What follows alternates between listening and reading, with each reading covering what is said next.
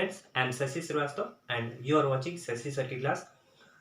हमने आपको passive sentences पढ़ा दिया था, लेकिन आज हम आपको पढ़ाएंगे कि पैसिव से एक्टिव कैसे करते हैं। इससे पहले आपने सीखा था कि सेंटेंस एक्टिव दिया हो तो पैसिव कैसे करते हैं। तो चलिए हम कुछ कॉम्प्लिकेटेड सेंटेंस को सीखेंगे जिसको पैसिव से एक्टिव करना थोड़ा मुश्किल होता है। तो चलिए स्टार्ट करते हैं आज का क्लास।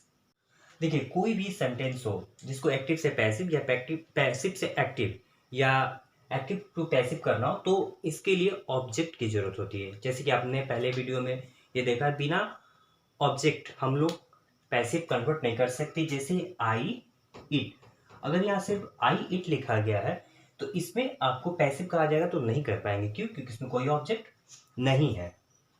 अब हम लिखते हैं आई ईट अ मैंगो।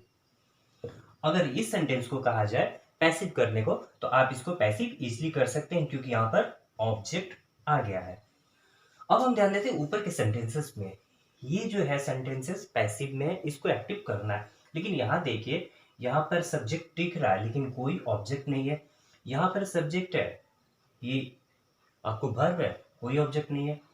इंग्लिश यहाँ पर दिख रही है, ये आपका सब्जेक्ट है लेकिन ऑब्जेक्ट मिसिंग है। और यहाँ पर देखिए सब कुछ अवेलेबल है। तो आखिर ऐसे सेंटेंसेस को हम पैसिव कैसे करें? ठीक है, यही कॉम्प्लिकेटेड थोड़ा हो जाता है, लेकिन हम स्टार्ट करेंगे आपको थोड़ा इजी से, ताकि अगर किसी को कुछ भी नहीं पता हो ताकि उसको भी कुछ सीखने को मिले। डायरेक्ट हम ये स्टार्ट नहीं करेंगे, आपको हम यहाँ से स्टार्ट करेंगे कि नॉर्मल जो सेंटेंस जो पैसिव में उसको एक्टिव कैसे करें। तो चलिए स्टार्ट करते हैं।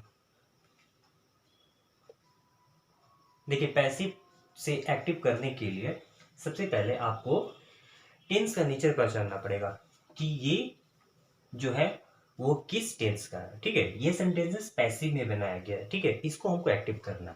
तो देखिए, इज, एम, आर और भी थ्री ये यूज होता है प्रेजेंट एंड डेफिनेट के पैसिव में। अब देखिए, यहाँ पर हमको सब कुछ है, सब्जेक्ट ऑब्जेक्ट सब कुछ है। तो हमको ये पता है कि जब हम लोग एक्टिव से पैसिव करते हैं तो सब्जेक्ट ऑब्जेक्ट और ऑब्जेक्ट सब्जेक्ट बन जाता है। तो यहाँ पर भी जस्ट वही होगा। A mango is eaten by me, तो यहाँ पर मी को हम यहाँ लाएंगे तो ये ऑब्जेक्टिव कैसे, जब यहाँ आएगा तो ये सब्जेक्ट बन जाएगा आई। उसके बाद प्रेजेंट इंडेफिनिट में क्या होता है कि हम लोग थर्ड पर्सन सिंगुलर नंबर के साथ वर्ब में ए से एस लगाते हैं। तो ये आई है, ये फर्स्ट पर्सन है, इसके साथ नहीं लगेगा। तो आई इट और उसके बाद a mango, I eat a mango. तो a mango is eaten by me. Second देखिए, इसमें इज है और बीइंग है और भी थ्री है। इसका मतलब ये प्रेजेंट कॉन्टिन्यूअस का पैसिव है, तो इसको हम प्रेजेंट कॉन्टिन्यूअस में बनाएंगे। ये ऑब्जेक्ट है, इसको यहाँ लाएंगे तो यू ही निकलेगा। हमने पहले बता दिया यू का सब्जेक्ट ऑब्जेक्ट सेम होता है। तो यू, उसके बाद यू के अकॉर्डिंग आर हो जाएगा, यू आर। और प्रेजेंट कॉन्टिन्यूअस में आईएनजी लगता है भार में, तो यहाँ राइटिंग हो जाएगा, you are writing a story. और इसको पैसिव बनाएंगे तो story is being written by you. यहाँ देखिए, ही हैज बीन बीटन, तो हैज बीन और भी थ्री, इसका मतलब ये प्रेजेंट परफेक्ट है। तो प्रेजेंट परफेक्ट में हम हैज हैव के साथ भी थ्री लगाते हैं और बीन हट जाता है। यहाँ देखिए, ये ऑब्जेक्ट है, इसको यहाँ लाएंगे आई। उसके बाद हम आई के अकॉर्डिंग लगाएंगे तो आई के अकॉर्डिंग क्या लगेगा, आई हैव होता है। तो आई हैव, इसके बाद भी3 हम लोग लगाएंगे तो यहाँ भी3 ऑलरेडी लिखा हुआ है, बीटेन। तो आई हैव बीटेन और उसके बाद ही का हिम। ठीक है, तो इसका पैसिव बन जाएगा he has been beaten by me. You are beaten by him. ये देखिए, जब वाज वर के बाद भी3 आए तो वो पास्ट एंड डेफिनेट का पैसिव होता है। तो इसको पास्ट एंड डेफिनेट में बनाएंगे, पास्ट एंड डेफिनेट में भी2 लगता है। तो सबसे पहले हम ही को यहाँ रख देंगे, हिम का ही, उसके बाद भी2, तब बीट बीट होता है। ठीक है, तो यू बीट और उसके बाद ऑब्जेक्ट यू, तो ही बीट यू, ये पास्ट एंड डेफिनेट का है। You were beaten by him. Last है, a tiger was being killed by Ram. तो ये देखिए, वॉज है और बीइंग है, इसका मतलब ये कंटिन्यूअस में जाएगा, पास्ट कंटिन्यूअस। तो राम को इधर लाएंगे, अब राम का राम ही रहेगा। ठीक है, तो Ram was killing a tiger। ठीक है, तो इस तरह से हम इस सेंटेंस को फ्रेम करेंगे। चलिए अभी कुछ और टेंस बाकी है, उसको भी कंप्लीट कर लेते हैं, तब कॉम्प्लिकेटेड सेंटेंस हम लोग बनाएंगे। यहाँ देखिए, यहाँ पर लिखा हुआ हैड बीन और V3, इसका मतलब ये पास्ट परफेक्ट का है। ठीक है, ये पास्ट परफेक्ट में बनेगा, तो हम पास्ट परफेक्ट को बनाते हैं, इसको यहाँ पर लाते हैं आई, उसके बाद हैड, और हैड के बाद V3 लगता है, तो I had sold a mobile. ऐसे हुआ a mobile had been sold by me. यहाँ देखिए, दिस वर्क विल बी के बाद V3 आएगा, इसका मतलब ये हुआ कि ये प्रेजेंट एंड डेफिनेट का पैसिव है। तो चलिए इसको प्रेजेंट एंड डेफिनेट में बना लेते हैं। तो हर को यहाँ लाएंगे सी, उसके बाद विल, सी विल, उसके बाद V1 डू दिस वर्क, तो this work will be done by her. यहाँ देखिए विल हैव लिखा गया है, ये आपको फ्यूचर परफेक्ट में बनाना होगा। तो बाई हिम यहाँ पर है, तो ही लिख देंगे ही, उसके बाद will have, he will have, और विल हैव के बाद आप V3, he will have sold, he will have sold some vegetables. ठीक है, तो इस तरह से सेंटेंसेस फ्रेम किए जाएंगे पैसिव टू एक्टिव। चलिए अब थोड़ा हम लोग दूसरे टाइप का सीख लेते हैं, तो उससे पहले हम आपको कुछ इंपॉर्टेंट चीजें बताना चाहते हैं। तो चलिए वो इंपॉर्टेंट चीजें हम यहाँ लिखेंगे। देखिए ये सेंटेंसेस को देखिए, इसमें आपको ऑब्जेक्ट नहीं मिलेगा, लेकिन इसमें ऑब्जेक्ट छिपा हुआ है। अगर आप चाहते हैं इसको एक्टिव सेंटेंस बनाना, तो सबसे पहले इसका आपको ढूंढना पड़ेगा object. The thief was arrested. ठीक, अब ये बताइए थीफ को अरेस्ट कौन करता है? तो सबको पता है कि किसी चीज को अरेस्ट करने का अधिकार पुलिस को होता है। तो यहाँ पर बाई पुलिस ये छिपा होता है, या लिखा नहीं जाता, क्योंकि उसकी जरूरत नहीं पड़ती। हमको पता है कि पुलिस को, चोर को अरेस्ट पुलिस ही करेगा, इसलिए बाई पुलिस या लिखा नहीं जाता। लेकिन जब आप इसको एक्टिव करेंगे तो ये लिखना जरूरी होता है। अब इंग्लिश इज स्पोकन, तो इंग्लिश कौन बोलेगा? इंग्लिश कोई एनिमल्स तो बोलेगा नहीं, कोई लिविंग थिंग ही बोलेगा। तो इंग्लिश इज स्पोकन अगर बाई पीपल लिख दे तो ये सेंटेंस कंप्लीट हो गया। और इंग्लिश बोलेगा कौन? तो लोग ही बोलेंगे। यू आर बीटन, तो यू आर बीटन, तो ये खुद को तो नहीं मारा, इसको तो कोई पीटा होगा। तो यू आर बीटन बाई, यहाँ सोमन लिख देते हैं हम, मतलब कि ये किसी के द्वारा मार खाया है। दिवाली इज सेलिब्रेटेड, तो दिवाली कौन सेलिब्रेट करेगा? हम ही लोग। तो Diwali is celebrated by people. अब देखिए मैंने इस सेंटेंसेस में ऑब्जेक्ट निकाल लिया। अब आप ऑब्जेक्ट है, सब्जेक्ट भी है और वर्ब भी है। अब ये सेंटेंसेस आप काफी इजीली एक्टिव में कर देंगे। तो चलिए अब हम कुछ सेंटेंसेस लिखते हैं इस तरह का, और उसको हम एक्टिव करने की कोशिश करेंगे। चलिए इस सेंटेंस को, ये सारे सेंटेंस पैसिव है, इसको एक्टिव करते हैं। तो मेरा सब काम क्या होगा? सबसे पहले इसका ऑब्जेक्ट ढूंढना।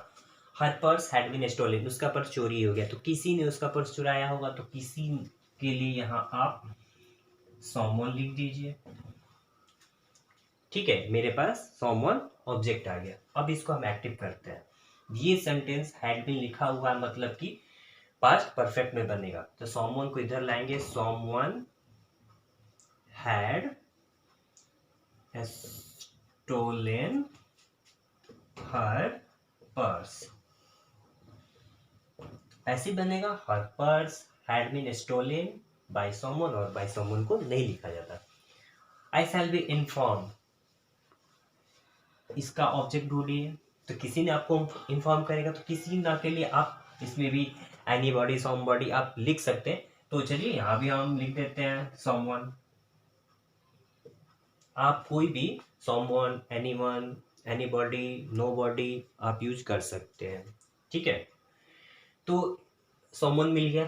तो चलिए समवन को बाहर लाते हैं। समवन शैल भी है, इसका मतलब ये प्रेजेंट इंडेफिनिट में फ्रेम किया जाएगा। तो समवन अब विल हो जाएगा someone will inform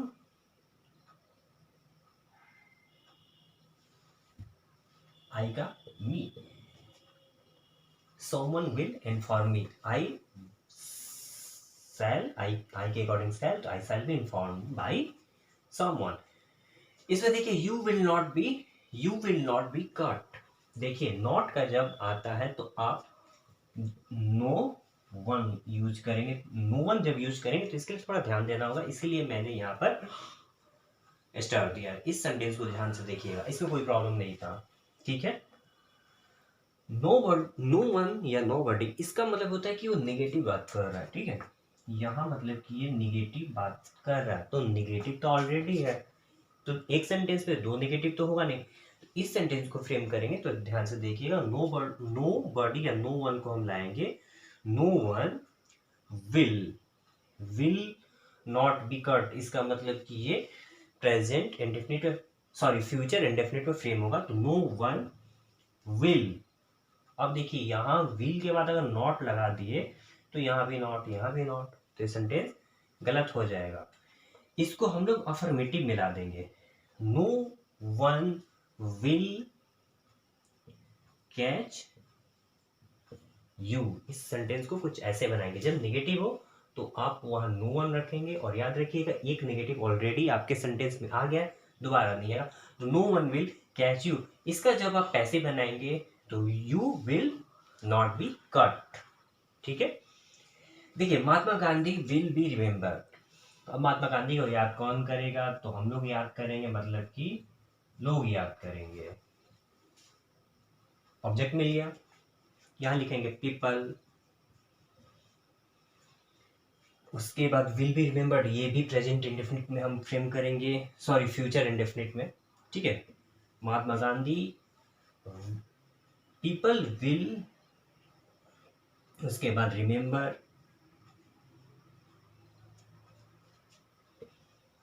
people will remember, उसके बाद महात्मा गांधी। और इस सेंटेंस को अब फ्रेम करेंगे पैसिव में, तो Mahatma Gandhi will be remembered by people, और बाय पीपल को हम लोग हाइड कर देते हैं। तो आशा है कि आपको अच्छे से अब ये क्लियर हो गया होगा। आपको क्या करना है, इस तरह के सेंटेंसेस में सबसे पहले आपको चूज करना है ऑब्जेक्ट। अकॉर्डिंग टू सेंटेंस आपका ऑब्जेक्ट होगा, अरेस्ट की बात हो रही है तो पुलिस होगा, ट्रीटमेंट की बात हो रही है तो डॉक्टर होगा, ठीक है। बुक राइटिंग लिखने की बात हो रही है तो जनरली वो ऑथर्स होंगे, ठीक है। तो इस तरह से सबसे पहले आपको चूज करना होगा। आप someone, no one, anyone, anybody, somebody, ये जनरली प्रोनाउंस में आते हैं, ठीक है। वो कॉमन्स होते हैं, सबके लिए आता है, वो भी यूज कर सकते हैं। और निगेटिव के लिए आपको ध्यान रखना होगा, नो वन जब लिखेंगे तो आप दो बार नॉट नहीं लिखेंगे। तो चलिए, आशा है कि आपको अब ये अच्छे से समझ में आ गई होगी, इसको आप नोट कर लेंगे। आशा है कि आपको कुछ नया सीखने को मिला होगा। तो हमारा वीडियो मतलब कि आज का क्लास यहीं समाप्त होता है। आपको अगर कोई प्रॉब्लम हो तो कमेंट बॉक्स में जरूर लिखिएगा, और वीडियो को लाइक शेयर कमेंट जरूर करिएगा। हमारी मुलाकात फिर होगी एक नए वीडियो के साथ, एक नए टॉपिक के साथ। तब तक के लिए बहुत बहुत धन्यवाद। Thank you.